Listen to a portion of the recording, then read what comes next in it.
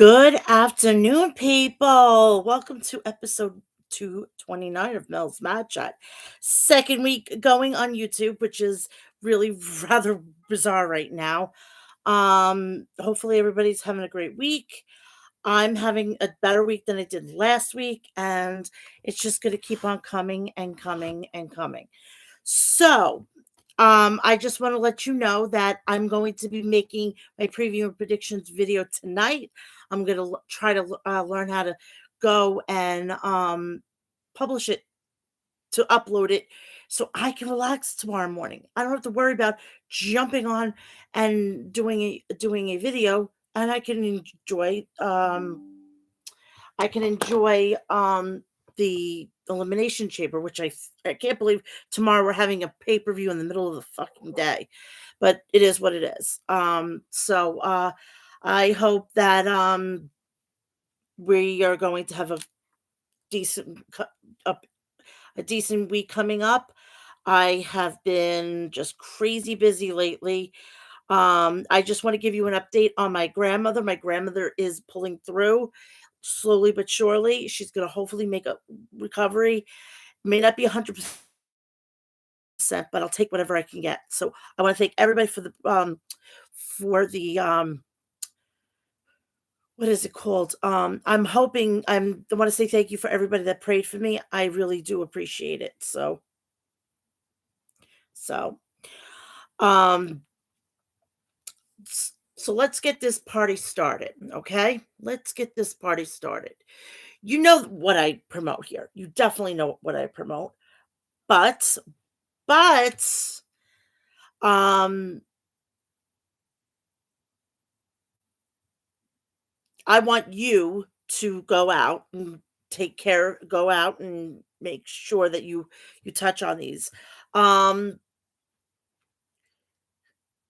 Please, if you're in the Pennsylvania area, please go check out the Outbreak Wrestling promotion, and they're going to have a camp on April 30th, and it's going to be, you know,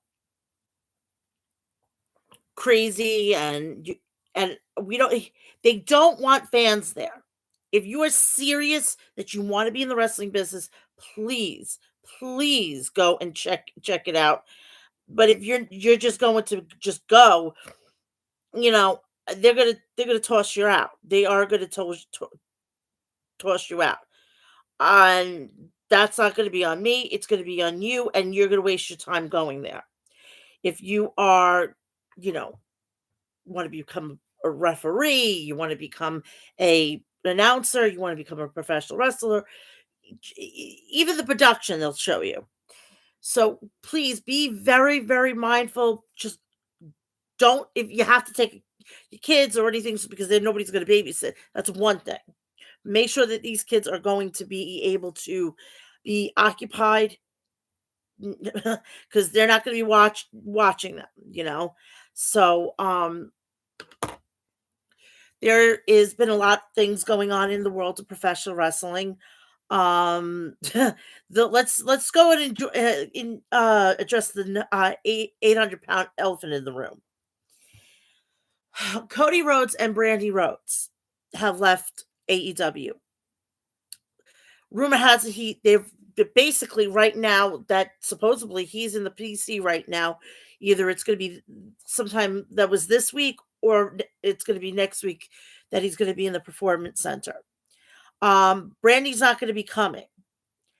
She will eventually, like, if they offer her a deal, she'll say yes. And they'll be able to bring the baby, just like Seth Rollins and Becky Lynch. They will be able to do that. But I want to know, why are they doing this? Well, from what I found out, which I already know about this because I've been telling people this from the get-go. Cody Rhodes has an ego problem. He's a narcissistic, he's a dipshit asshole, and I've been telling people that. Okay, I'm right. I'm also right.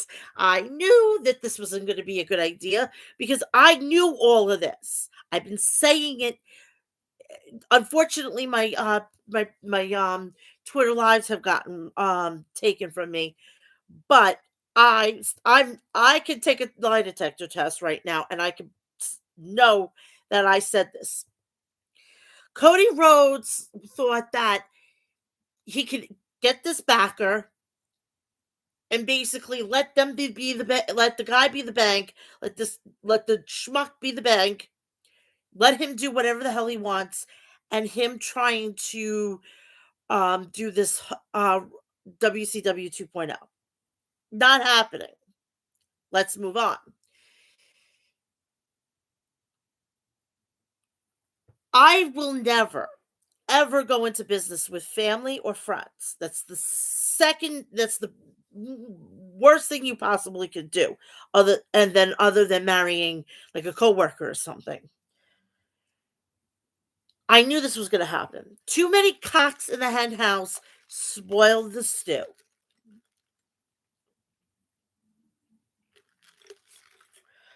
So, Tony Khan got all the benefits of him trying to persuade WWE to get some of Cody Rhodes's quote unquote intellectual property back. Um, I'm like, I am dumbfounded. I am completely dumbfounded. I was like, legit. All right, I had a doctor's appointment on Monday, okay? And this is where I found everything. It was like, holy shit moment, okay? I'm waiting for my bus because I don't have a car. I have to wait for a bus to get home and everything. So I get the my phone and I'm like looking at it, uh, killing some time. All I seen was AEW, Cody Rhodes, and Brandy Rhodes, and that was it. And I'm like, okay, maybe they're announcing that Brandy's pregnant again. No, I legitimately like, holy fuck. All right, I don't like these two.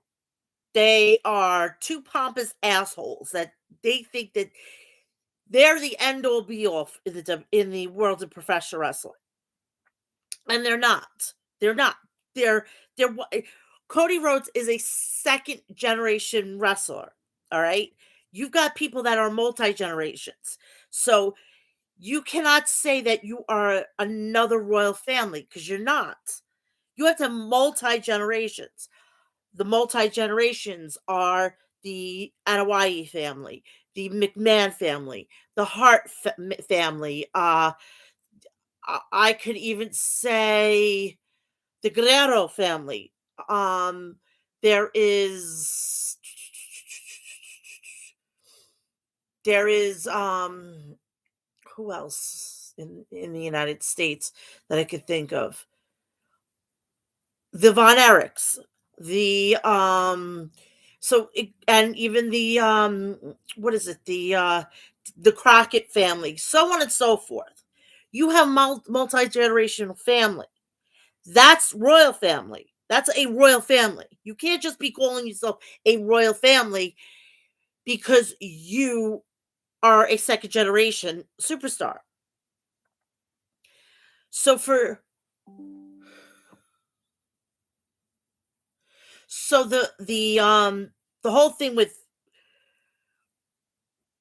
Cody Rhodes coming out to that that was another thing in the whole situation. He had to have a big fucking entrance every time he comes out. That was unnecessary. He could have used that entrance for when he was doing pay-per-views. That would have been special. Or if he was main eventing Dynamite or Rampage, use that. He can't come out on the regular ramp like everybody else. That's when you know he's got an ego problem. Now, people are going to vilify him. He's a sellout, and the WWE marks shills, which I'm not anymore. Thank God I've seen the light. It took Killer Cross to get released for me to finally open my eyes. Yeah, who would have thunk it, you know? Um that oh, he's back with the better company and blah blah blah. If you are a Cody Rhodes fan and you are with him for life, okay, you're going to support him. Just like I will support Killer Cross wherever he goes. Okay? I'm going to make this a thing. I do not like these two, but I'm going to bet myself. This is going to be a work. I am declaring this as a work. He's going back to AEW. I'm not going to worry about it. But I'm also going to put my money where my mouth is, and I'm going to do a wager. And the wager is that if he comes to WWE, he signs the contract, the whole enchilada, I will come on here and I will profess that I'm a fan of his and I will be buying his first WWE shirt back from coming back into the company. That's how confident I feel that this is a work. All right? So let's put all that to bed. I want to congratulate the Garganos. The Garganos are now mom and dad wrestling now. And they have given birth yesterday to, well, Candace has given a birth to a baby boy yesterday, and his name is, I think, Quill. Please, parents, don't name a freaking goddamn pen. I mean, come on now. It is what it is. And I also want to congratulate that I was at a doctor's appointment. I was coming back. I was sitting in Starbucks. And I grabbed my phone, and I want to congratulate Mark Calloway, also known as The Undertaker. He will be heading the class of 2022 for the WWE Hall of Fame. Hey, dead man, you deserve it. Congratulations. We all knew that this was going to happen. I didn't expect that it was going to happen this early after his retirement, but congratulations. You were a shoe-in first ballot, like you were Mariano Rivera from the Yankees. You were first round ballot, unanimously voted in. And I knew it. I knew it. I knew it. Now the deadly question is, who's going to induct him? There's 5 people that I am going to say to you that should be putting him in the Hall of Fame. Vince McMahon. Vince McMahon should be putting, this is his greatest creation. He should be putting him in. Or does he go for his big first feud, which is Mick Foley? Or does he get put in from his brother Kane, which he was inducted last year at the 2020 Hall of Fame induction ceremony? Or does possibly, maybe if she's still alive, maybe Paul Bearer's late his widow, or we have Brother Love, Bruce Pritchett. So there's a bunch of people who should be inducting to him. Will he be on? I guarantee you, he's going to be. In my opinion, this should be all about him. Nobody else should get inducted. He deserves the entire time, and you sit there. And I'm talking about, you don't fucking complain. You don't do anything. You sit there and you fucking go to church. You sit the fuck down. You listen to this man, and you allow him to do and go as long as he wants. That's that. But congratulations to both the Garganos and the Undertaker on his induction into the WWE Hall of Fame. We have the Elimination Chamber tomorrow. Again, I'm going to try this. If this works, I'll be thrilled. If this, I'm going to try to record it tonight and then I'm gonna have it uploaded probably around 8 o'clock, 9 o'clock in the morning, and then I get to relax and have my coffee, my breakfast, and I can get ready for the Elimination Chamber at noon. Um, I will be back on here probably around 9:30 tomorrow night to do my review. I have stuff that I have to get done, and my normal nights are usually that I have to wait till 9 o'clock. But if I could get on any earlier, I will be tweeting it out, and then you can come on here live, and we could do a review of the Elimination Chamber. There is 3 matches. There is a match to determine who's going to be taking on either Lita or Becky Lynch at WrestleMania. There is a tag team match with Ronda Rousey and Naomi versus Sonya Deville and Charlotte Flair. We have the Elimination Chamber. It's going to be crazy. They have a woman referee over there, so that's even another step in the right direction. And we've got the pièce de resistance. Are we going to have a double? We're going to have title versus title at WrestleMania. Let's see. There's supposed to be twists and turns, but you'll get all that hubbub on my preview and predictions of the Elimination Chamber. So let's get this party started. Let's get all the haps. That's what's going on. Not this Sunday, but the following Sunday, I am going to debut another show, another segment, another show, whatever. I am going to give you my thoughts and who are going to be the next people to make it on Dynamite and Rampage. I am going to do just Dark and Dark Elevation on Sundays. It may be going live, it may be going as a video. It's depending on my mood and it's depending on my schedule. There's going to be times I'm going to just upload. I'm not going to go. I may be able to do this Thursday night and I can give myself a relaxing Friday. But nevertheless, we are going to go through and we are going to get the haps of what happened on last week's SmackDown, um, NXT, AEW Rampage, and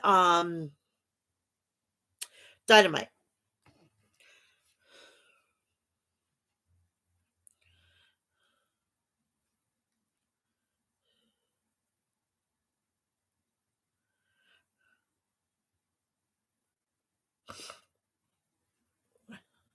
My nose is stuffy as my nose is really stuffy lately. Ay ay ay. All right, let's start off with last week's SmackDown. We have this week's SmackDown um is going to be it's been taped and everything. So that's going to be a very small thing to go through. I'm not going to get involved in everything, but let's get to last week's SmackDown.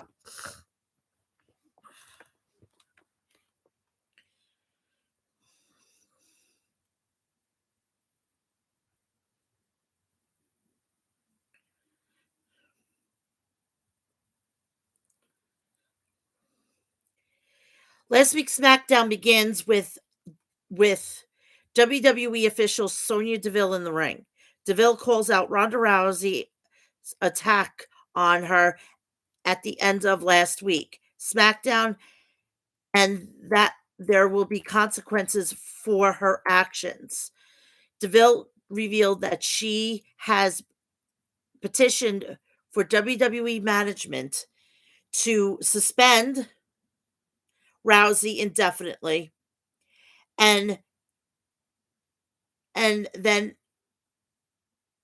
Adam Pearce walks out to inform DeVille that Mr. McMahon himself has called out DeVille for abusing her power. The pot calling the kettle black here. And that DeVille's petition has been denied Pierce also reads that Deville is forbidden from interfering in Naomi's match tonight. Naomi makes her way down to the ring and slaps Deville in the face, leaving Deville on the mat as Naomi walks to the back. Big E versus Big E and Kofi Kingston versus Los Lotharios. Lethal lovers. Jesus Christ. And now Vince McMahon doesn't want Big E and Kofi to be known as the New Day. Now they don't want to be, it makes no fucking sense, but that's Vince McMahon, right? Our opening tag team match begins with Angel backed into the rope by Big E. Big E locks in a side headlock, but Angel escapes into a waist lock. Big E powers out of the waist lock and tags Kingston in. Tags in Kingston. Kingston hits a leaping frog backsplash and covers for it too. Humberto is tagged in as Big E. Big E hits a running splash on the apron to Humberto. Angel is sent over the top rope and with the assist of Big E. Kingston hits a dive to the outside to take out both opponents. We come back from commercial with Angel having Big E in a chin lock. Angel hits a drop kick, but it's caught by Big E, who hits a belly to belly slam. Kingston and Humberto are both tagged in, and Kingston hits a standing drop kick. Kingston hits a boom drop to Humberto. Humberto dodges the Trouble in Paradise and counters with a roll up for a 2. Kingston hits a leg drop with Humberto on Big E's shoulders and covers for a 2. Covers for 2.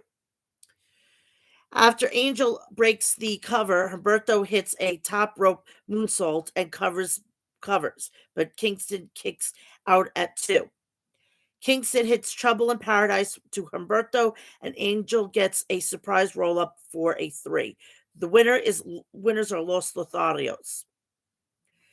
The Viking Raiders are interviewed backstage, but they were interrupted by super kicks from the Usos. The Usos continue to beat down and leave the set after taking down the Viking Raiders. We get back from another commercial break for an exclusive backstage interview with the Universal Champion Roman Reigns. Michael Cole mentions the return of Goldberg on last week's SmackDown.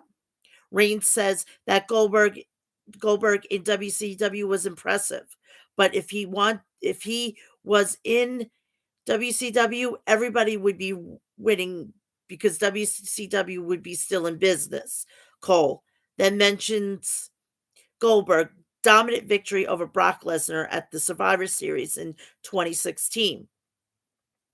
Reigns calls Lesnar old news, and nobody cares about him or Goldberg as long as he, as long as he is still there. Reigns says that 2 years ago Goldberg might have had a chance, but now he's untouchable, and definitely he is.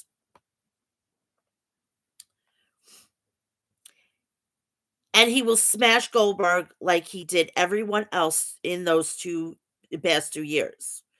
We come back and we have our dungeon style match begins with Natalya hitting a side headlock takedown. Natalya hits a side kick to Aaliyah's head. Natalya hits the Michinoku driver into a cover for a 2. Aaliyah locks in a single leg Boston Crab, but Natalya rolls through and locks in the sharpshooter. Aaliyah crawls to the bottom rope, but there's no rope break due to the match stipulation. Aaliyah eventually taps out. Natalya wins. After the match, Natalya continues her assault on Aaliyah and goes to lock in the sharpshooter again. Xia Li runs into make the save and causes Natalya to flee to the back. We go to a commercial break. We come back and we have Sami Zayn in the ring for another edition of the Insane Show. Zayn begins to insult the live crowd in New Orleans when he is interrupted by Rick Boogs, who comes out and plays Shinsuke Nakamura out to the ring. Zayn says he's shocked that Nakamura showed up, and Zayn says he has been avoiding Zayn for weeks. But next week, he will finally reclaim his Intercontinental Championship. Zayn says that he once had respect for Nakamura, but not anymore, with Boogs in his corner. Boogs goes to grab the mic, but is hit with an apparent electric shock. Off the distraction, Zayn hits Nakamura with a haluva kick to the back of the head. Zayn leaves the ring as Nakamura and Boogs are down in the corner. We come back from commercial break. It's Happy Corbin versus Cesaro. SmackDown resumes with match already underway. Corbin slams Cesaro into the corner and face first. Corbin hits a vertical suplex. Corbin hits a series of elbow on the mat and locks in a chin lock. Cesaro powers to his feet and breaks the hold off the Irish whip to the to the ropes. Corbin hits the deep six and covers for a 2 count. Cesaro hits a suplex and follows with an uppercut. Cesaro hits a lariat to knock Corbin out of the ring. Outside the ring, Cesaro throws Corbin into the barricade. Back in the ring, Cesaro hits a corkscrew uppercut and covers for it too. Cesaro goes for the neutralizer, but Corbin escapes and hits a lariat. Corbin hits the end of days and covers for a 3 count. Happy Corbin picks up the win. We come back from commercial break. We have the SmackDown Women's Championship. Charlotte Flair versus Naomi. Our main event championship match begins with a lockup. Charlotte backs Naomi into the corner. Charlotte hits a shoulder tackle and slams Naomi to the mat by her hair. Naomi kips up and hits a head scissor takedown. Naomi hits a corkscrew driver over the top rope to take out Charlotte on the floor. We go to commercial. We return with Naomi hitting a kick to the head and flying crossbody. Naomi off the covers off the crossbody for a 2 count.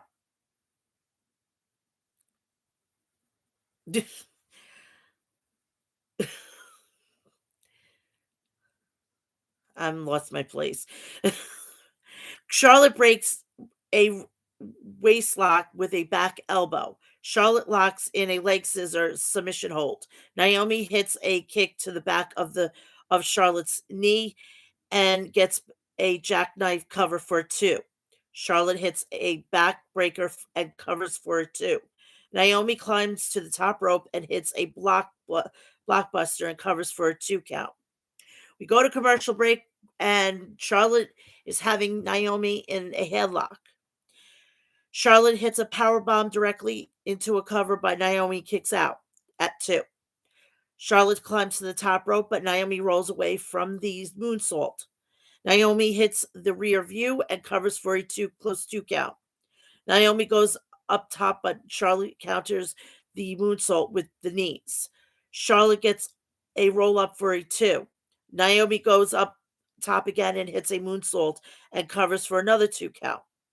Naomi goes for another cover, but Charlotte puts her foot on the rope to cause the break. Naomi dodges the big boot and hits a series of forearm strikes.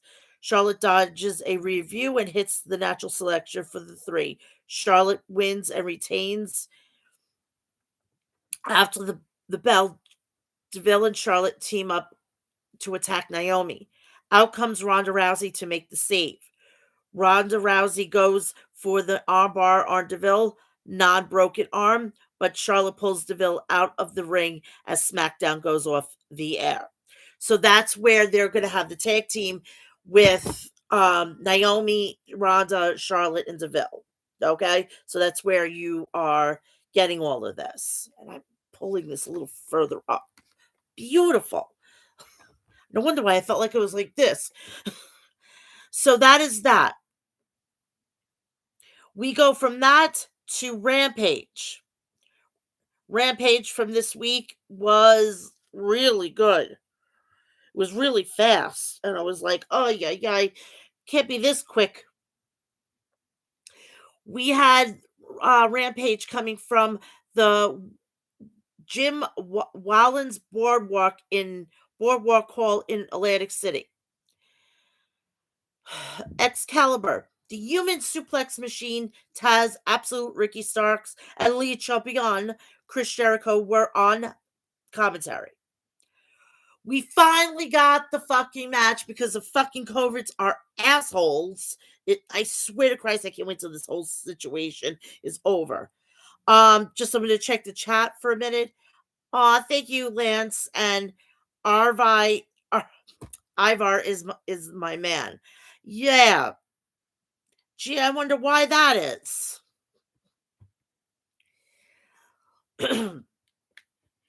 Trent, we have Roppongi Vice, Trent Beretta, and Rocky Romero versus the Young Bucks, Nick and Matt Jackson. We start off with Trent back elbowed Nick Jackson, who found himself on the outside of the ring. Rocky came over with a Hurricane Rana on Nick. Roppongi Vice ping pong Nick back and forth with their tandem offense. They followed up with a stereo knee strikes on Matt Jackson. The Young Bucks left the ring with Brandon Cutler. Roppongi Vice chased after the Bucks, but the Bucks were playing possum and blasted Roppongi Vice with super kicks. The Bucks sprinted back to the ring to try to win via countout. With the urging of Orange Cassidy, Rocky Romero crawled beneath the rope just beating the ref's 10 count. Good luck finding a team with better chemistry than the Bucks. They're the best, said Taz. Orange Cassidy is confronted by the Young Bucks. Orange rolled under the ring and out appeared Danhausen, who placed a curse on the Bucks. Danhausen curse was enough to distract the Bucks as Roppongi Vice launched themselves out of the ring at the Bucks with dueling tope suicidas. Back in the ring, Matt Jackson revived up and took down Rocky with a lariat. The Young Bucks mocked the best friends with a big hug.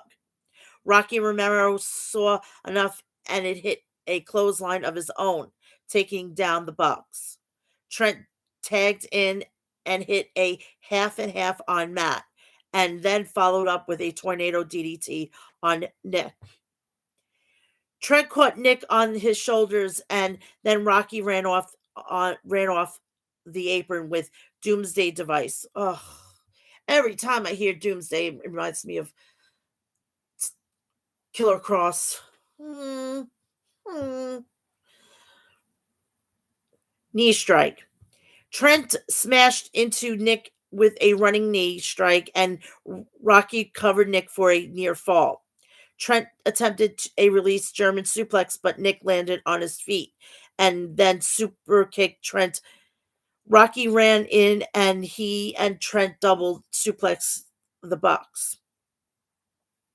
Matt Jackson set up Rocky for more bang for your buck, but Rocky got on his knees. Trent hit the strong zero on Matt, and Nick pushed Trent into Matt to break up the pin attempt by Rocky. This is awesome, the chanted the fans. Ugh. The Bucks spiked Rocky with the Meltzer driver, but Trent broke up the pin attempt just in time. The Bucks followed up with the BTE trigger on Rocky, and Nick was able to pin Rocky. No one has been able to withstand the BTE trigger, said Excalibur. After the match, Brandon aims the cold spray at Orange Cassidy's eyes. then sets up an ambush from Switchblade Jay White, who clobbered Orange Cassidy with the Blade Runner. If those, I can't wait to see. I really can't wait to see how this is all going to play out with the elites, the Bullet Club, the whole nine. Tony Schiavone interviewed American Dragon Brian Danielson. Danielson, I know what people want. They want me to be bothered that Moxley teamed with Punk. No, my offer and CM Punk's offer are two different things. I want to build something long term with Moxley. CM Punk just wants a one night stand. Matt Seidel and Lee Moriarty interrupt the interview. Lee said he couldn't show Danielson what he was made of. And Danielson said he wanted violence this coming Wednesday on Dynamite and when the American Dragon faces off with Moriarty. AEW Women's World Champion Dr. Britt Baker, DMD, versus Robin Renegade. She's got a twin sister.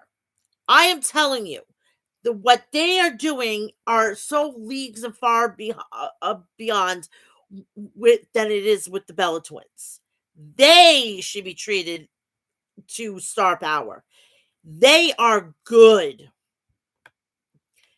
WWE, they signed two fucking gymnasts that doesn't know a fucking wrist lock to a wristwatch. So they are going to end up being pushed like the next Bella Twins. But meanwhile, you have already a fucking team raring to go and are better than the Bella Twins. But, you know, it is what it is, you know? Ricky Starks brought it to viewers' attention that Jamie Hayter was absent from Baker's corner tonight. Jericho said it was clear sign of tension between Baker and Hayter.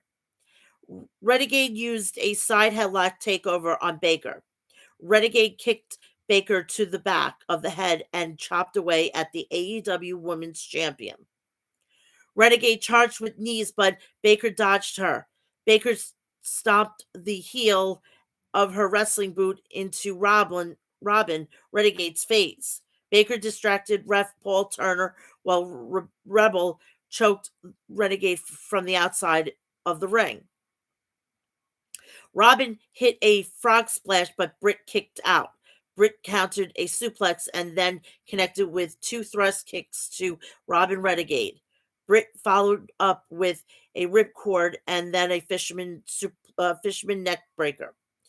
She curb stomped Renegade and then pinned Renegade.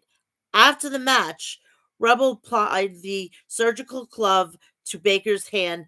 Baker put the lockjaw on Robin. Thunder Rosa sprinted down the ramp and jumped into the ring. Thunder Rosa grounded and pounded Baker. Jamie Hayter ran out and stomped on Thunder Rosa. Next, Mercedes Martinez got involved and pushed Hayter out of the way so she could stop Thunder Rosa. Dr. Britt Baker, DMD, had to separate Hayter and Martinez and try to calm her down.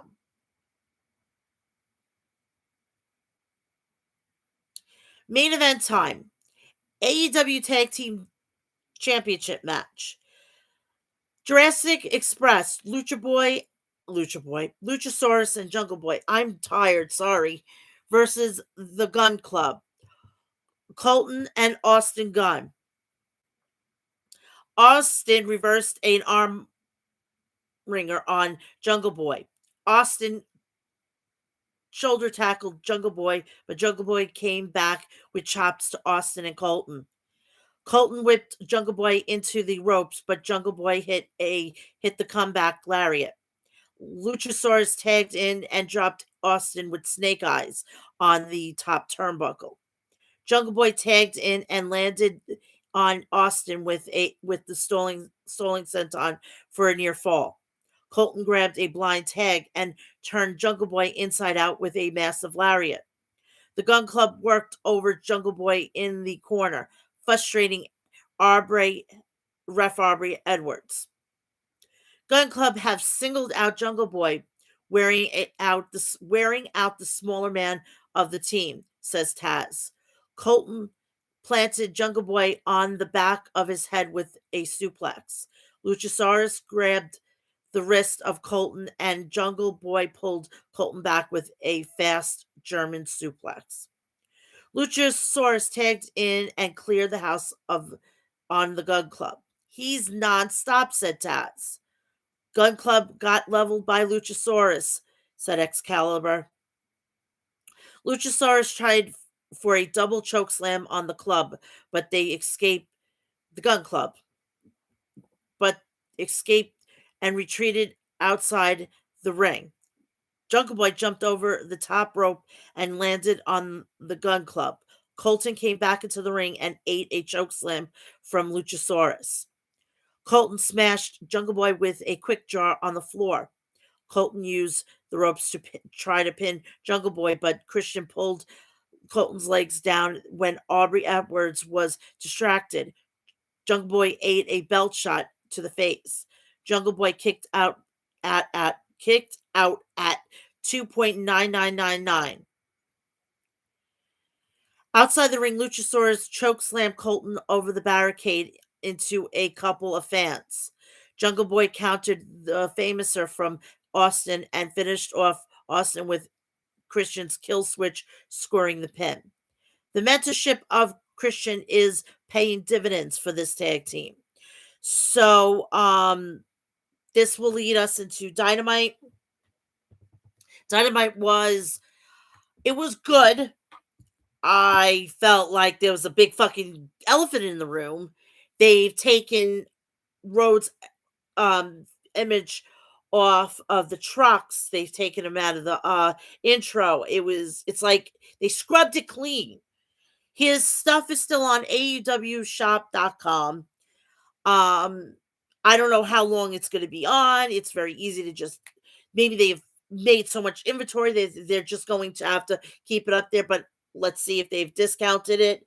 Probably not, because it is Pro Wrestling Tees and they hardly ever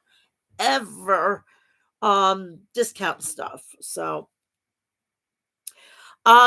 you think we're going to go to Monday Night Raw? No, you're going to have to go on to my preview predictions of the WWE Elimination Chamber. So we're going to go speed right through to NXT 2.0. And it was Vengeance Day, which was a decent show. I mean, it's not like of NXT of old, but it was tolerable. I wasn't so pissed off about the whole situation.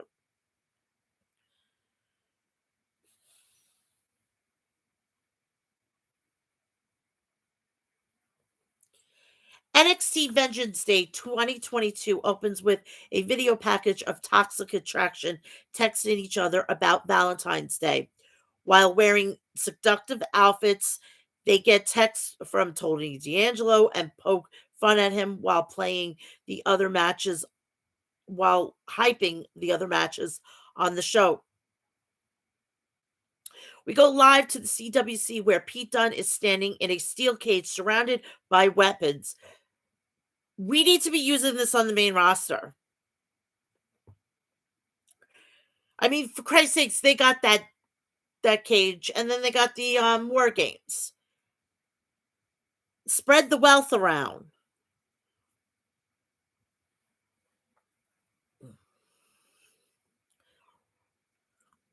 The camera cuts backstage, and Tony D'Angelo is brought to the arena in a black Lincoln-style car. D'Angelo makes his way to the ring for the first match of the night. D'Angelo versus Dunne in a weaponized steel cage match. The bell rings and Dunne hits an enziguri, then throws Tony into the cage. Dunne grabs a steel chair and hits a D'Angelo twice with it, causing the chair to break. Dunne grabs a trash can and lifts it above his head, but Tony tackles him. D'Angelo then lifts Dunne and hits a Falcon Arrow into the trash can. Tony grabs a toolbox off the case, but as he tries to open it, Dunn jumps on his fingers. Dunn pulls a wrench out of the toolbox and uses it to bend Tony's fingers back, then stops on his elbow. Pete scales the ropes and grabs a cricket bat, but D'Angelo sprays him with a fire extinguisher. D'Angelo then climbs up and alongside Pete Dunne, who pulls himself up onto the top of the cage.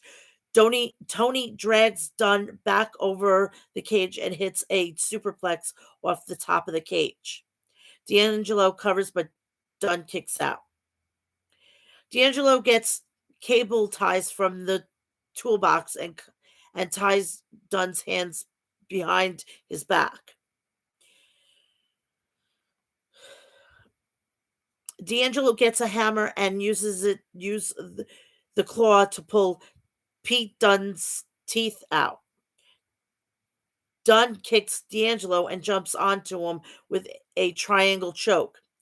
His arms are still tied behind his back. D'Angelo lifts Dunn and slams him to break the submission, then hits a DDT for a near fall. Tony wants to power slam Dunn through a table but gets caught with a guillotine.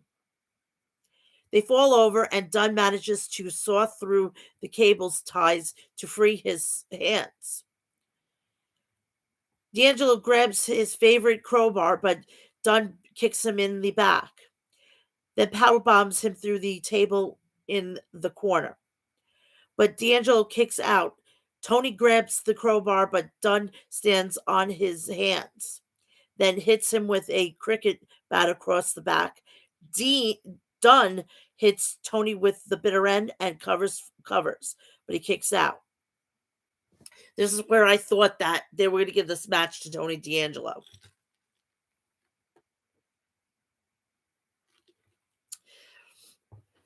Dunn grabs the crowbar and looks to hit Tony, but he gets caught on the gonads with an uppercut. Tony quickly lifts Dunn and hits a fisherman suplex, but Dunn kicks out. This is awesome, chants from the fans. Dunn crawls to the corner of the cage and pulls out a crowbar of his own into the ring. Dunn hits Tony with a crowbar and lands a second bitter end onto some broken furniture for the win. Pete Dunne picks up the win. We see Cora Jade in bed and she gets a call from Raquel Gonzalez. Raquel tells Jade she has to get up at 5 a.m. to train. Jade isn't happy about it, but she goes along with Gonzalez to the performance center to train. Pretty funny video package with Jade not being anywhere near the strong or serious as Gonzalez. Malcolm Bivens is backstage with the Creed brothers. He said they couldn't be more different than MSK. They make fun of MSK's love of weed and say they are going to win because they're stronger and Diamond Mine is forever.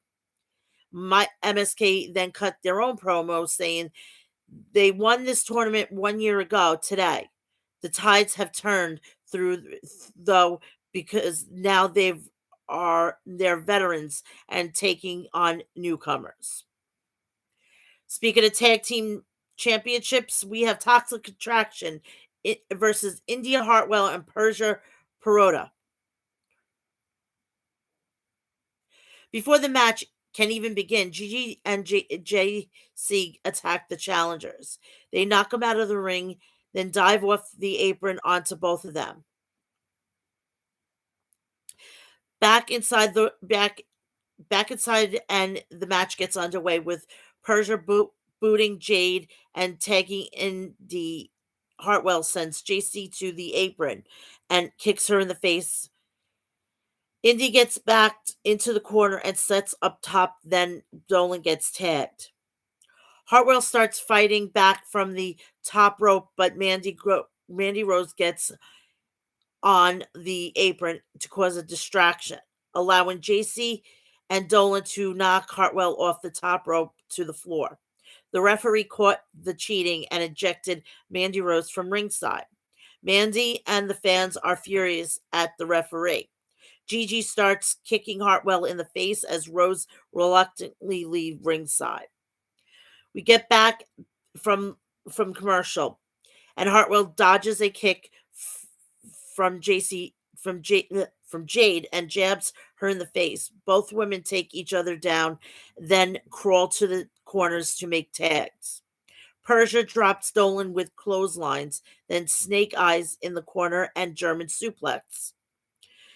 Pergot, Perota, Perota attacks an incoming Jade, then lifts both her and Gigi onto the shoulders and lands a Samoan drop for a near fall. Indy tags in and combines with Persia for a double team spinebuster, AAA style, not AAA, Triple H style, and near fall. Perota knocks Jade out of the ring and runs at her, but JC sidesteps and Persia hits the steel steps. Hartwell gets on the apron and looks for a springboard, but JC trips her and she falls into the ring. Dolan hits a question mark for their near fall. Jay tags in and hits a double team with Gigi and Indy for the win. Winners and retains the NXT Women's Champion Tag Team Champions. Toxic Attraction. Wendy Chu is walking with Amari Miller backstage and asks if she like to team up with her for the Dusty Rhodes Tag Team Classic. Miller says she already has she Miller says she's really sorry, but she's already has a partner. Chu then runs into Kota Kai and asks if she'd like to be her partner, but Kai is too busy talking to her imaginary friend to respond. Oh my fucking god. Dakota Kai is turning into their version of R-Truth. Oh my god, I can always see the fucking 24/7 championship end up on NXT. Oh my god, please no. And I'm sorry I put that out there. Grayson Waller arrives at the Capitol Wrestling Center and he has a few police officers with him to arrest LA Knight.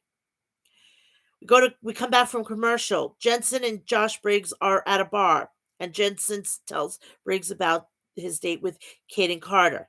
Apparently, Kaden paid for herself and told him he was like a little brother to her. Friend zoned. Jensen thinks it was a good date, but Briggs calls the bartender over, who looked to be a wrestler, and told her the situation. She told Jensen that he is in the friend zone. LA Knight comes to the ring, but before he can speak, he's interrupted by Grayson Waller and his police officers. Waller instructs them to arrest Knight and says he has no other choice. He shows footage of Knight attacking him after the match with AJ Styles. Waller says he's full of anxiety and can't sleep at night because Knight keeps attacking him and even broke his restraining order. Knight snatches the restraining order and says he wants to explain his side. Knight says he read the restraining order from front to back, and he knew Waller would have video footage, so he brought some of his own footage. We see Waller attacking Knight during a match 2 weeks ago. Knight says he is no legal beaver. He's no legal beaver, but everyone knows Waller can't touch him either. Therefore, the restraining order isn't valid. Waller says that's not how it works in Australia, and the police officers leave. Waller begs for police, but they ignore him. Then Knight attacks him and beats him down in the corner until Sanga comes down the ramp. Knight knocks Sanga off the rope, then throws Waller over the ropes, but Sanga catches him. Knight tells Waller that next week we're going to go one-on-one. We need LA Knight on SmackDown. We need him to be a catalyst to Roman Reigns, or fucking make him a fucking goddamn tweener or whatever the case may be, and let him fucking go right after Sami Zayn. There you go.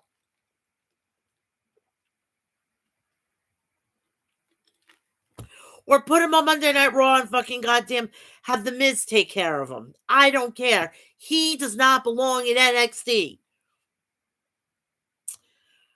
Persia Perot and Parada and Indy Hartwell are backstage, and Indy is beating herself up about losing. Parada tells her it's not her fault. Dexter Loomis shows up, and Indy walks off with him, leaving Persia looking peeved. Duke Hudson then appeared and offered Persia his hand, and she takes it. Now, I don't know if anybody knows this. I don't know if anybody knows this, and I got to clean my camera. Hold 1 second. Duke Hudson and Indy Hartwell are a couple, apparently. And that is something that's like, holy shit. But I hate when this happens. They shouldn't do this. But we have Indy Hartwell and Loomis together as husband and wife. We come back from break, and Tommaso Ciampa cuts a promo backstage. You know Ciampa's promos, in which he says he doesn't like going to Monday Night Raw, but you were there and you don't like going, but you've been doing main event spots and shit like that. For a guy that said that if I got to go on Monday or Fridays, he would retire. How much money did you get to change your mind, Mr. Ciampa? They think they've been hanging out in some developmental brand. He sees in their eyes, but they're mistaken in his loyalty for fear. He's sure Dolph Ziggler will be watching the NXT Championship match tonight and will definitely be watching because, after all, this is his home. North American Championship. Carmelo Hayes versus Cameron Grimes. The match gets under the way, and both guys talk some trash. They lock up, and Hayes grabs a headlock and forces Grimes to the rope. They walk up again, and Grimes grabs the back, but Hayes backs him up to the corner. Grimes avoids the elbow and takes him down with an arm submission. Hayes fights up and grabs a front face lock. Grimes drops him with a shoulder tackle, then dodges him and taunts him. Hayes gets angry, but Grimes clobbers him with some chops and kicks to the chest. Grimes hits a back body drop, then attempts a second, but Hayes flips over him. Grimes sends Hayes to the outside and looks to kick Hayes, but gets caught and tripped. Hayes gets back inside and hits an enziguri to Grimes in the corner, then a springboard leg drop. We come back from the commercial. Hayes is holding Grimes with a submission. They start trading back and forth until Grimes hits a Frankensteiner. Grimes connects with some lariats and encounters a tilt-a-whirl with a gnarly sidewalk slam. Hayes blocks a right hand and hits a code breaker, then a springboard lariat for a near fall. Hayes wastes time posing and taunting, allowing Grimes to super kick him for a near fall of his own. Grimes kicks Hayes in the chest a few times, then slams him and heads to the apron. Grimes kicks Trick Williams from the apron and heads up top and hits a flying crossbody for a near fall. Hayes rolls from the ring and Grimes goes to the apron and jumps to hit the cave-in, but Trick eats it for Hayes. Carmelo runs Grimes into the barricade and gets him back in the ring and hits a tilt-a-whirl slam for a near fall. The champion grabs a bulldog choke and Grimes tries crawling to the bottom rope, but Williams pulls the rope away from him. Grimes rolls over to try to pin Hayes forcing him to kick out, releasing the submission. Hayes drops Grimes before going to the top rope. Hayes hits Grimes with a flying famouser for the win. Carmelo Hayes retains.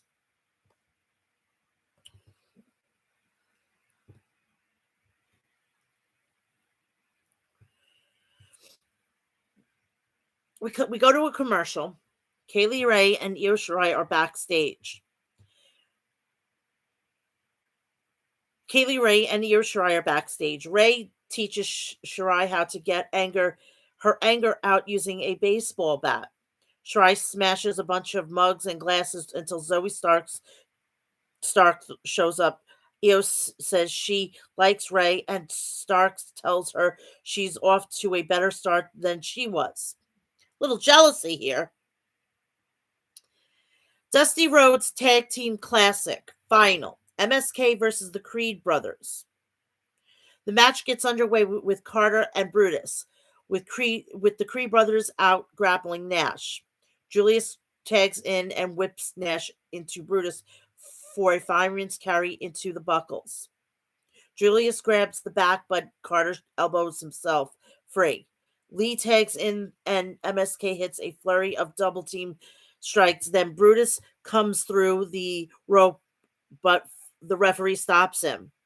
Julius rolls outside and Lee taunts Brutus, then runs and dives over the ropes onto Julius. Julius gets back in and tackles Lee, then jumps him onto the rope and to the top rope gut first. Lee regroups on the apron, but Julius runs and tackles him, sending Lee careening onto the announce desk. MSK are down on the floor as Creed brothers pose in the ring. We get back from commercial. Brutus is mounted on Lee and delivered Hulk-style hammer fists. Lee escapes to the corner and Brutus dives at him, but Lee moves and Brutus hits the buckle. Lee tags Nash and Brutus comes in the other side. Carter lands a series of lariats and deadlifts.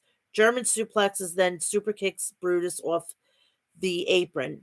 Nash goes to the apron and hits a moonsault where Lee shoves him into the path of Brutus. Back inside, Lee gets the tag and Nash knocks Brutus off the apron, allowing Lee hit a spinning plancha for a near fall. MSK double team. Julius and Nash hit a super kick off the catapult, then a double stomp, but Brutus breaks the pin attempt for all four men are down. Brutus kicks Lee halfway across the ring, then Carter knees Brutus out of the ring. Julius catches a flying Carter on the floor and hits a crazy rolling slam. Julius gets back inside and clotheslines him for the win. The Creed brothers are the 2022 Dusty Cup champions. My eyes are they're starting to get very blurry lately. The Creed brothers are the 22 winners, and Malcolm Bivens is in disbelief on the floor. We get another vignette of the cringeworthy Nikita Lyons, whose singing is as bad as her acting. Imperium are in the ring, and the fans are chanting Walter. As usual, Gunther tells them how to pronounce his name. Then Fabian Eichner congratulates the Creed brothers. He says they've earned an opportunity at their tag titles, but that's all they have. Marcel Barthel says to understand what Imperium is all about, you must endure suffering and anguish that they're not prepared for. Gunther says Marcel and Fabian have brought pride and sophistication to NXT, and now it's his time. He will be watching the NXT Championship very closely. Gunther unceremoniously interrupted by Solo Sequoia, and the fans chanted Uso. Solo says, "We all right." Okay. The man the mat is sacred, but he doesn't give a damn about it. On the island, they find the biggest dude and they slap the taste out of its mouth in order to climb the ladder. And that's what he is. He's about to do. He doesn't care how he pronounces his name, but he's about to wipe the floor with the ring general and make him his bitch. Gunther holds Eichner and Barthel back, and Sequoia leaves. Dolph Ziggler as is interviewed backstage and asked about last night. Ziggler says that wasn't the first time he had a drink thrown in his face, and it won't be the last. And it wasn't just water. He says Champa came to Raw on his own dime, probably somewhere in the back of the plane, and got a nice picture of himself on the big show. Dolph says his Champa calls his home his home. Well, next week he's coming to his home, busting down the door, drinking his milk before kicking his ass. We go to commercial. We come back from commercial. Carmelo Hayes and Trick Williams are backstage. Hayes says Grimes is good, but is good, but what is good to greatness. Pete Dunne walks into them and congratulates Hayes for still being NXT North American champion for now.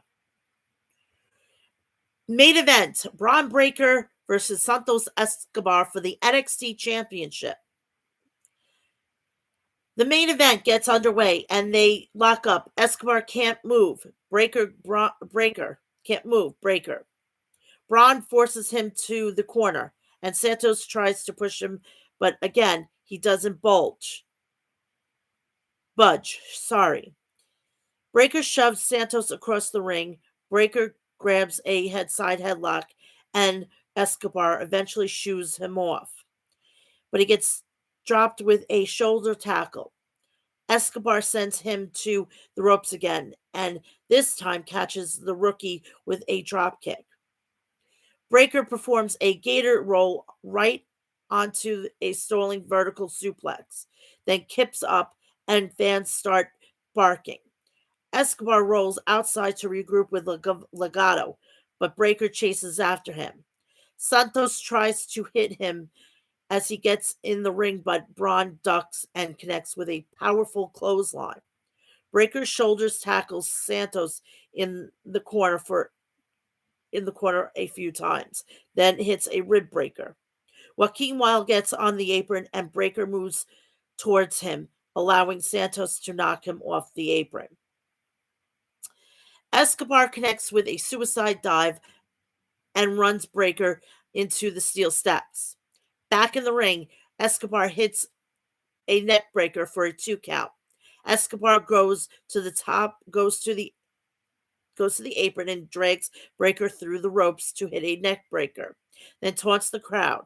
Santos hits a senton for a 2 count, then puts Breaker in the corner. Braun turns the tables and lands a series of rights and lefts to the gut, but Santos drops him with a well-placed boot to the jaw. Escobar gets Breaker in the corner again and hits double knees for a near fall. Santos drags Breaker under the bottom rope onto the steel steps. Breaker applies a Boston Crab on the steps, forcing Braun's head against the ring post. Escobar gets Braun back inside and lands a few knees before applying a bow and arrow stretch. Escobar trash talks and tells Braun this is his time. He looks for a big right hand, but Breaker grabs it and lands some punches of his own. Breaker with a shoulder tackles, then a tilt-a-whirl sidewalk slam. Wilde and Mendoza get on top of the apron to distract Braun, and he throws them both to the floor. Electric Lopez tries to get in the ring as referee is distracted. Suddenly, Dolph Ziggler appears and super kicks Breaker. Santos crawls over and makes the pin, but Breaker kicks out. Dolph tries to get back in the ring, but Ciampa appears and drags him back out of, and they brawl backstage. Inside the ring, Escobar readies himself in the corner and waits for Breaker to get to his feet. Escobar hits a running tornado DDT for a near fall. Escobar goes to the top rope, pays tribute to Eddie Guerrero, and looks for a frog splash, but Breaker rolls out of the way. Breaker connects with a huge spear, then a military press into a power slam for the win. Braun Breaker retains the NXT championship. So that is that. Let's see what's going to be coming up on Stand and Deliver, because that was announced. I see for Mandy Rose to be defending her title against maybe an Io Shirai. Let's see. I see JC Jade and Gigi Dolan going to be taking on the winner of the Dusty Cup. Imperium. Or we could have that as the final at Stand and Deliver. Imperium versus the Creed brothers. I say we have like a test match with Gunther, Walter. The North American champion, we have Carmelo Hayes, and Pete Dunne. And I see for the NXT, I don't think or could possibly be Gunther. So we shall see, but that's the gist of what I think is going to happen at Stand Deliver. Just want to keep you on the FYI. WrestleMania week is going to be fucking ridiculously busy for me. Thank you, WWE. Thank you, fucking Vince McMahon, for fucking cramming everything in, and you couldn't fucking let everything breathe. Drives me bonkers. Really, bust my biscuits.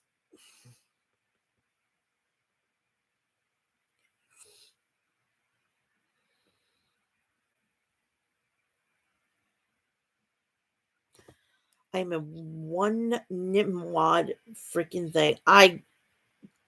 Jesus, I'm losing my brains today.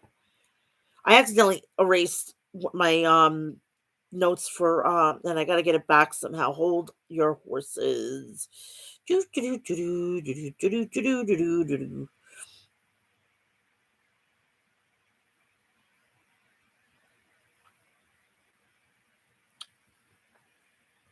Dynamite. Dynamite was a decent fucking. I don't understand why they lost a lot of viewers, but maybe it's because they got pissed that Tony Khan, or with the whole situation with Cody Rhodes, that could be possibly the situation that why it was down. So I'm just guessing at this point.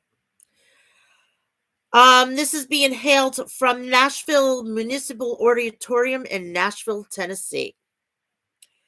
We start off with CM Punk. CM Punk was sitting in the middle of the ring. He was sitting cross-legged in the middle of the ring with a microphone. MJF tries to walk like me, talk like me. He can never think like me. But when he beat me in my hometown twice, you would think that I would be furious. I would be mad. But the truth is, Max, I'm proud of you. MJF fancies himself Piper in Portland, Brett in Calgary, Punk in Chicago. But he's just shitty little Max in shitty little Long Island. Hey, hey, hey. You could say what you want about the rest of the fucking state. This is Long Island. No fucking way. I don't think so. We are a red county right now. I'm living the dream here. I'm actually safer in here. CM Punk, nah, we're not doing this shit. Apologize to the people who love you in New York, especially Long Island. Shout out to John Moxley for the assist last week. Now I get to pick the time, the place, the date, and the match for my rematch with Little Max.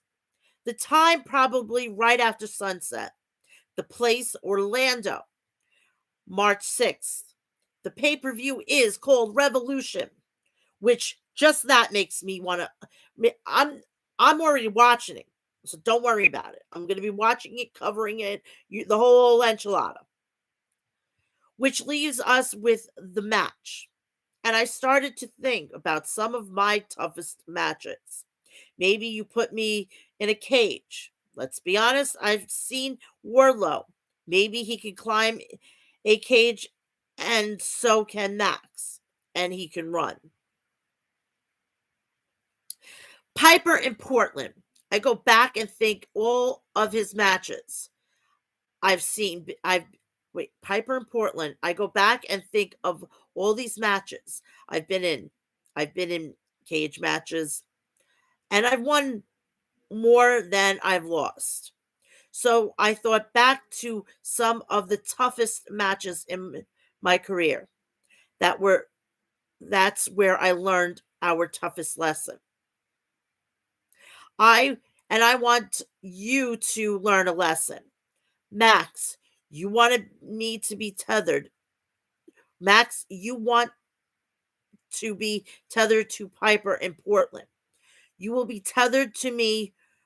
We're 2 days removed from the Hallmark holiday, so I get to ask Max, will you be my Valentine?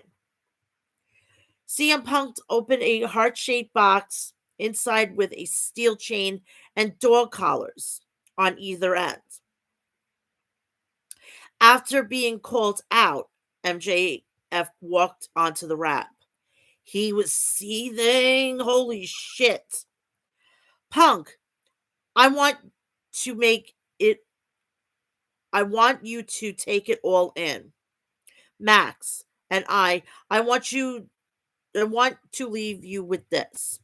This picture, a photo of him and Max at an autograph session. To you, it was the greatest day of your life. To me, it was a Friday.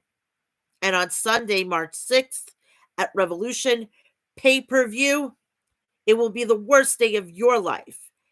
And to me, it'll just be a Sunday. Then the canvas I sit on won't be stained with your shitty spray tan. It'll be stained with your blood. MJF seems unnerved and he's walking out. That's the first time I've seen him not speak a word. Holy shit. CM Punk did the inevitable, did the impossible. He did the impossible. He fucking made MJF speechless. It's crazy. I know. It's nuts.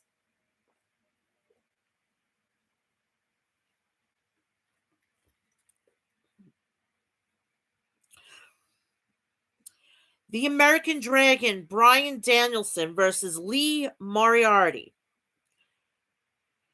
Bryan offered to shake Lee's hand before the match. Lee tried to shake Bryan's hand, but Bryan pulled back before Lee could accept it. Lee and Bryan chain wrestled until Bryan slapped Lee across the face. Lee swept out the leg of Bryan, but then Bryan gained control with the Romero special. He's got Moriarty all tarred up. A dragon sleeper with a knees captured, said Excalibur. Lee escaped and was looking for the Border City stretch, but Danielson grabbed the ropes. Lee kicked Danielson, targeting Danielson's elbow. Lee connected with a European uppercut, knocking Danielson outside the ring. Danielson had Lee tied up in the ropes and began blasting him with kicks and then a nasty knee strike. Danielson tried to pin Moriarty, but Moriarty bridged up. Danielson dropped some elbows, but then Moriarty turned the tables and hit a ground and pound on Danielson. American Dragon went for the label lock, but Lee grabbed the ropes to force the ref to break the submission. Moriarty back suplex Bryan, bouncing him on the head. Ooh, that was a nasty spot. I am so afraid of Bryan Danielson, like anything to like bounce off his head or anything. I hate when they have to use weapons. I'm afraid he's going to get nailed on his head. Jesus Christ! If this was Daniel Bryan, I'd be like, hit him on the head, hit him on the fucking head, get him back out on retirement.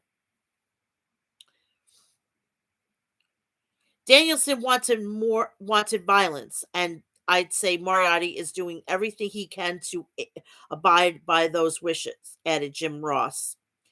Moriarty battered Danielson with boxing elbows, but Bryan fired back with a rolling elbow. Lee Lee bodied Lee body locked Danielson and then suplexed him for a near fall. Moriarty tried to lock in Border City stretch, but Danielson countered with a shoulder capture suplex. Danielson charged at Lee with a running knee strike. It's like Bryan is in a trance, and said Jim Ross. Danielson grabbed Lee's arms and stomping on Lee's head. Danielson applied the triangle sleeper, and the ref stopped the match as Lee was unable to continue. Lee Moriarty was put to sleep, and Bryan Danielson put another notch in his win column, said Excalibur. Daniel called for a microphone after the match. Bryan says, "Ladies and gentlemen, I've come out here to teach Lee Moriarty a thing or two about violence. And I want to know, did he pass or did he fail? And that's why I don't trust American public with anything. That said, that's not the reason I grabbed the microphone. I asked John Moxley to team up with me to create a whole new AEW to teach young wrestlers about violence. And John Moxley, I want an answer." John Moxley music began to play, and the purveyor of violence came out to the ring. Imagine a world with these two men. Imagine a world where these two men team up, said Excalibur. Moxley, little over a decade ago, I was a lot like Lee Moriarty. Kid. I was young. I was angry. I was poor. I had nothing to lose. And I took a shot at taking down the great American dragon, Bryan Danielson. We were at a little indie show. I stood eye to eye with the man they call the best wrestler in the world. I fought tooth and nail, but I came up short. But getting a taste just made me want it more. Over the years, I had more shots at Bryan Danielson and came up short. In fact, I never beaten Bryan Danielson. So when you show up in AEW, everyone else was scared. I was excited because I would get the chance to slay the dragon. But Bryan Danielson wants to join forces with me.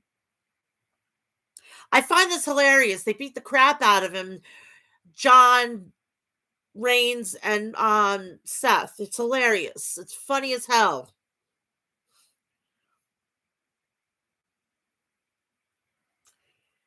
I'm not going to lie. I've got to thinking how awesome it could be. We could create and dream team of an unmitigated pure wrestling violence. And the young guys we could take with us, giving back to AEW and the legacy we could leave. I couldn't think of one good reason to say no. But then I got to wondering, is the only reason Bryan Danielson wanting to stand side by side with me because he doesn't want to stand across the ring from me? And if that's the case, well, then I've already beaten Bryan Danielson. So which is it?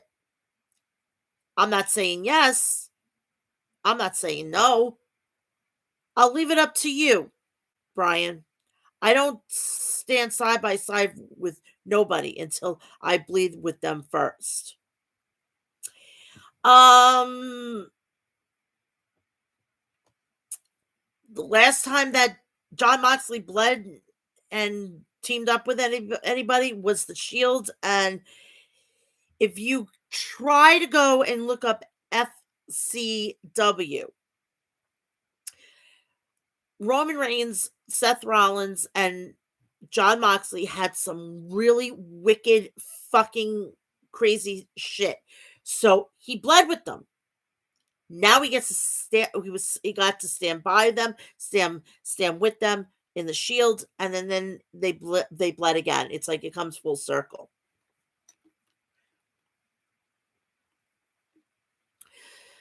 Face of the Revolution qualifying match: Warlow versus Platinum Max Caster of the Acclaim. Caster went behind with a sledgehammer shot to Warlow's spine. Warlow grabbed Caster with a belly-to-belly suplex. Warlow followed Caster outside the ring and turned him inside out with a lariat. Warlow tries to powerbomb Caster, but Caster grabbed the steel chain from Bowens. As the ref was distracted, Caster clocked Warlow and hit the mic drop from the top rope. Warlow fired up and powerbomb Caster, and then again, and another powerbomb. The powerbomb symphony, said Excalibur. Warlow stood on Caster and pinned him. Warlow advances to the Revolution.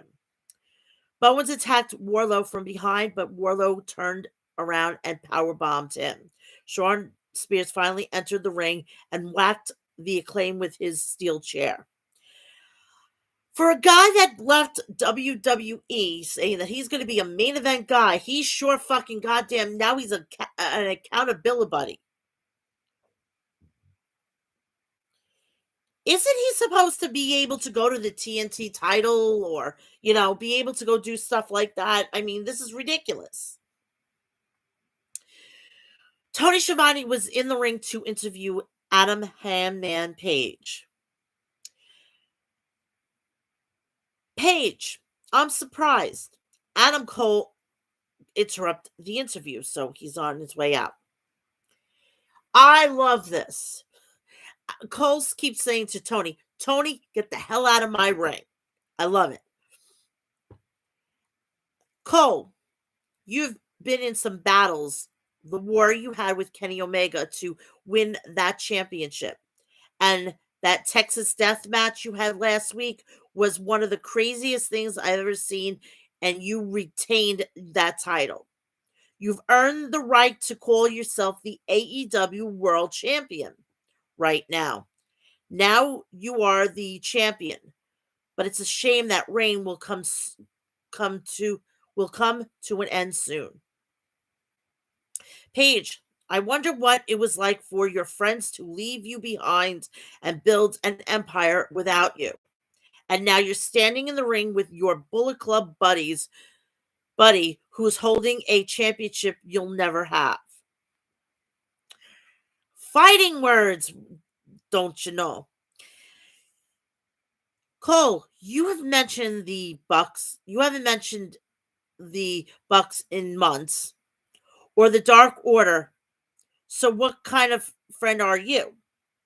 Paige, I'm not perfect, but you're not perfect with friendships either. The more you talk, the more I think you're getting into the ring tonight is one of your biggest mistakes. Cole, you have always been known as the other Adam. Look at me in the eyes. I have nothing but love, respect, and admiration for you. If I could share the ring with anybody here in AEW, so trust me, I tell you, we're going to fight for the AEW World Championship. And when that day comes, filled with respect, may the best man win. Cole shook Paige's hand and left the ring. with a smug grin on his face. I love his grins. Red Dragon, Kyle O'Reilly, and Bobby Fish assaulted Adam Page from behind. Adam Cole jumped back into the ring and began to hammer down on Page with punches. Security ran out and tried to pull them off Adam Page. The Dark Order ran to the ring, and Cole, O'Reilly, and Fish retreated. 10 of the Dark Order went berserk and emptied the ring of the security guards. We go to the tag team. Inner Circle business needs to be taken care of. We have the Demo God, Chris Jericho versus with Jake Hager. And holy shit, what the fuck did he do? Did he just call up hey, Jinder, I need the secret of getting nice and muscular versus Santana and Ortiz. And we have the return of Eddie Mad King Kingston. And he is good. He is supporting his brothers in arms, and he's going to be in their corner. And he had a really big reception. So we have Santana and Jericho slug it out at the start of the match. Jericho fired with back forearms, but when Santana splashed Jericho in the corner, Ortiz tagged in and planted Jericho with a DDT. The thing may be over than this thing may be over quicker than we think, said Jim Ross. Ortiz got a near fall on Jericho with a fisherman suplex. Jericho popped Ortiz up and pancaked him. Jericho tagged out to Hager, and they rammed into Ortiz with a double shoulder block. Ortiz ate a belly-to-belly from Hager. Jake followed up with a Hager bomb for a near fall. Santana tagged in and dominated Hager with chest to the chops to the chest. Sorry. He kicked Hager's knee and then drop kicked him. Jericho came in with a code breaker on Santana. Jericho got clubbed by Santana. Jericho went for the lion salt, but Ortiz stopped him. Then Santana grabbed Jericho for a Russian leg sweep off the ropes. They hit the street sweeper, then but Jericho kicked out in time. This is awesome. This is awesome, chanted the fans. Ortiz attempted a cannonball off Santana's back, but Jericho countered by catching him and putting him in the lion tamer. Santana crawled and made it to the ropes. Kingston hopped up on the apron and Jericho drop kicked him. Santana nailed Jericho with the discus lariat and pinned Jericho. Jericho jumped out of the ring and went after Kingston. The ref had to pull apart Jericho and Kingston. We go into a no DQ match. Mercedes Martinez versus Thunder Rosa. Martinez came out with her lead pipe.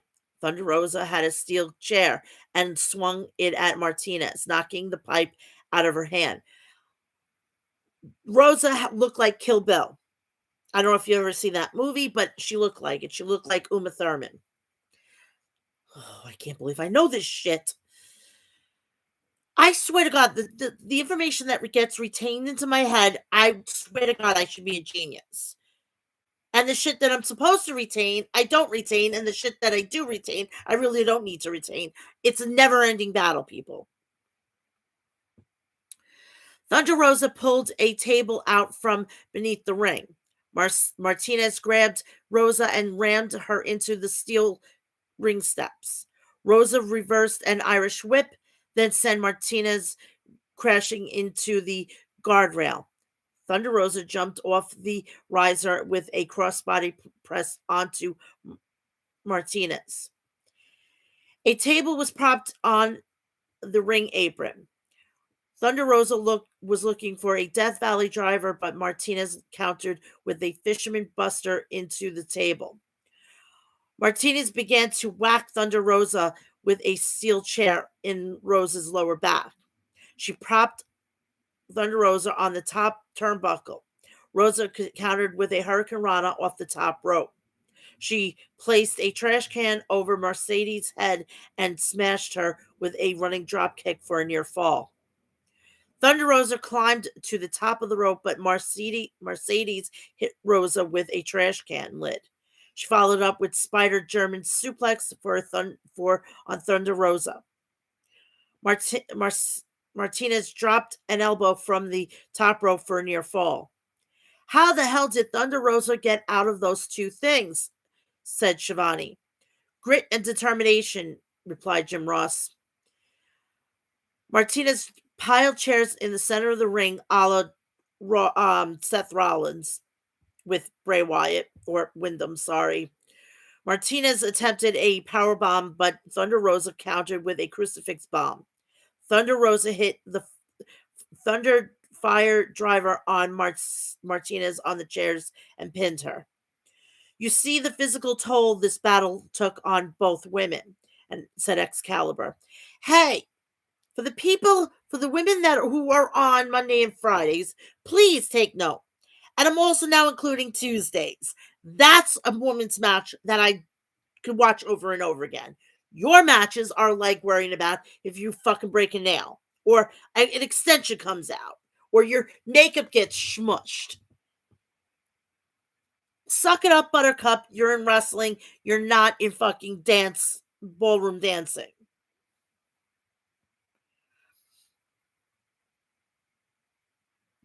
After the match, Thunder Rosa bowed to Martinez, showing her a sign of respect. AEW World Women's Champion Dr. Britt Baker, DMD. Rebel and Jamie Hayter walked to the ring. I told her she was weak. Now finish her. Martin Cove and John Kinese to Britt Baker from ringside. Yes, from Cobra Kai. The Karate Kid was there. Baker handed Martinez the lead pipe. Martinez hesitated, and Jamie Hayter blindsided Martinez. Baker pummeled Thunder Rosa while Hayter launched an attack to Martinez. We go to the TNT Championship. The Spanish God, Sammy Guevara versus Darby Allin. They shook hands with one another before the match. They were dueling chants throughout the arena. They were both over.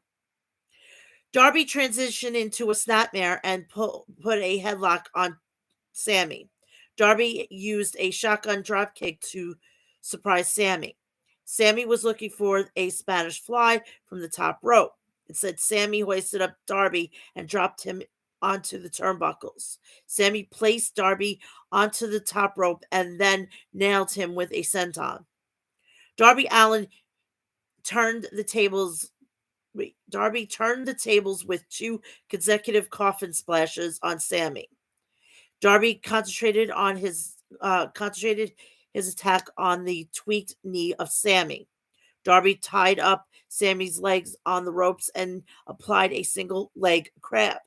Sammy came back with a Spanish fly off the top rope. Sammy may have crashed and almost as hard as Darby did, said Excalibur.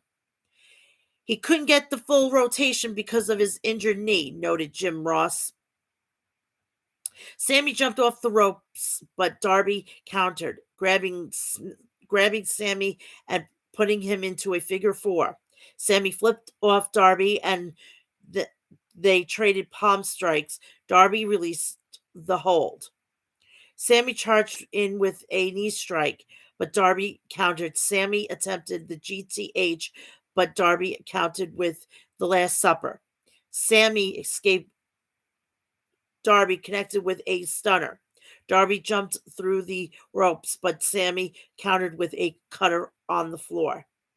I think Darby's face hit flush, said Tony Schiavone. Sammy climbed to the top turnbuckle and jumped for a senton, but Darby dodged it. Sammy crashed onto the ring apron. I think Darby has a new lease on life in this match, said Ross. Darby climbed to the top, about to go for a coughing drop, but Jose, the assistant, jumped onto the apron. Sting pulled Jose from the ring. The ref's attention was occupied by Sting and Jose. Andrade El Idolo cracked Darby with a iPad.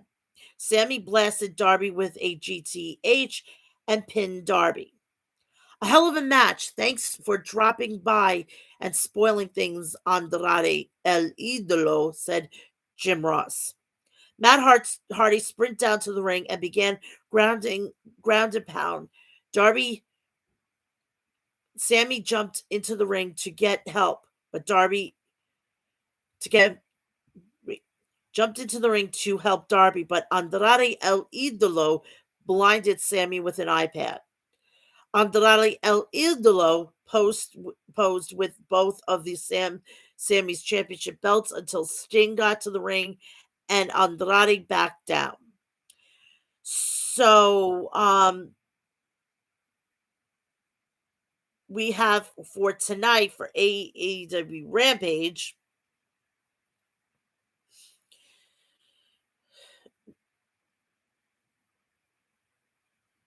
We have Adam Cole versus the Dark Order 10. We have Trent Beretta versus Switchblade. We have more build to Revolution. More qualifying matches. Dante Martin versus Powerhouse Hobbs.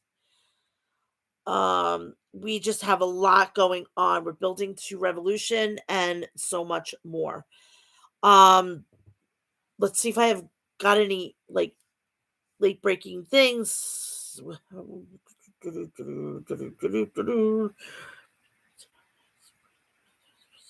Okay. Well, we didn't. Yep.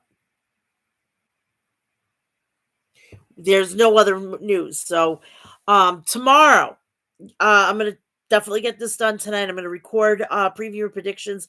I'm hoping that it'll be live around 8 o'clock. I'm gonna try to do it 7 o'clock in the morning, so you know it's up there, and I'll be retweeting it all day long. Please, just you'll have something to do tomorrow. Just throw it on, throw it in the background. Don't be It's not so serious. But I have to take it seriously. I'm actually loving this YouTube thing because I don't have to really do too much, and it's easier than I thought. So now remember, I will be on here hopefully sometime in the latter part of the evening. I'm hoping that this is like 4 hours. Get it done. Come on here. We'll be good to go. I'm gonna definitely record. If I can't, I'll have to get up a little early and I'll go live with my preview and predictions, but that should be real that should hopefully not we don't have to worry about that. Um so there's no chats or anything, and you know, go into the chats. Seriously, go into the chats, leave me messages, tweet me. Yes, I have Twitter. Mel's Match Chat. That's the same with Instagram. Find me there. Go to TikTok. You can go to TikTok and get me there. Snapchat. I'm on all that stuff. So I want you to have a great week. It's Friday night. I will see you. I won't be here live. You'll see me tomorrow in your inboxes. I will be back here sometime Saturday evening, and then not this Sunday, but the following Sunday, I will be going either doing low uploads or going live with my it's just going to be fun. I'm going to see who should be put on who should be moving up and everything like that on Dark Elevation. I'm trying to spread this out so I'm not overwhelmed and everything. But next week I'll be back here for 2:30. I hope everybody's going to have a great weekend. Enjoy Elimination Chamber and look out for my upload for the preview and predictions of the Elimination Chamber.